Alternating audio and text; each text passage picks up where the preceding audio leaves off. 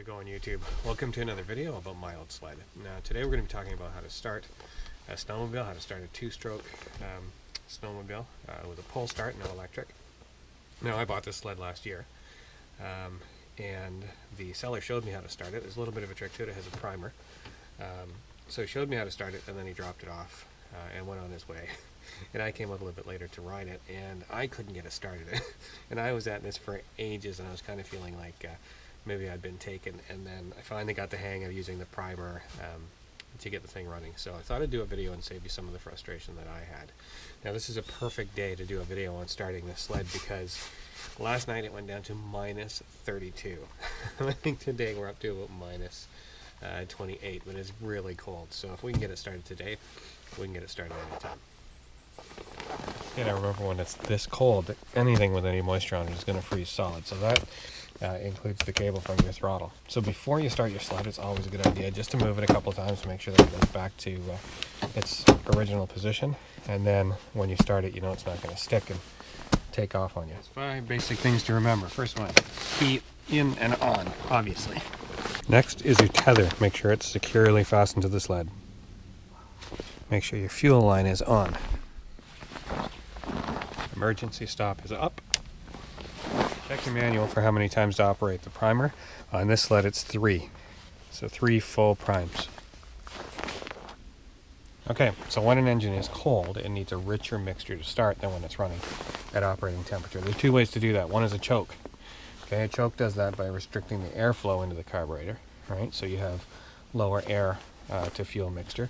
The other way is using a primer. That's actually putting more gasoline into the carburetor. So, I'll show you a little trick that once I learned that saved me a lot of frustration. These are the fuel lines. You'll see that they go from the primer down to the carburetor and they shoot a little bit of gas in. So, we're going to turn our fuel line on. Now, this sled when it's cold needs about 3 primes to get it started. But the 3 primes need to be after this fuel line is full. So there's 2 ways you can tell. One is you can just tell by feel. There's not as much resistance when this fuel line is empty. But what I finally did that just helped me get the hang of it is I opened the hood and I watched this fuel line here as I moved the primer. And you can see the fuel going through the lines there. And now it's full. We'll give it 3 primes.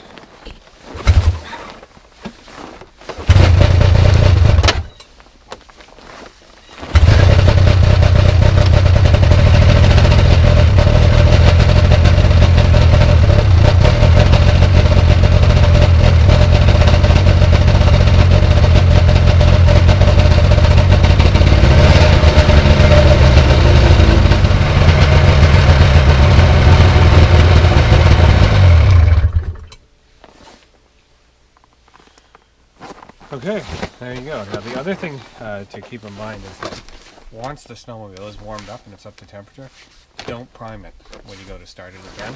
Actually, even if the snowmobile sits for a little while, you shouldn't need to prime it.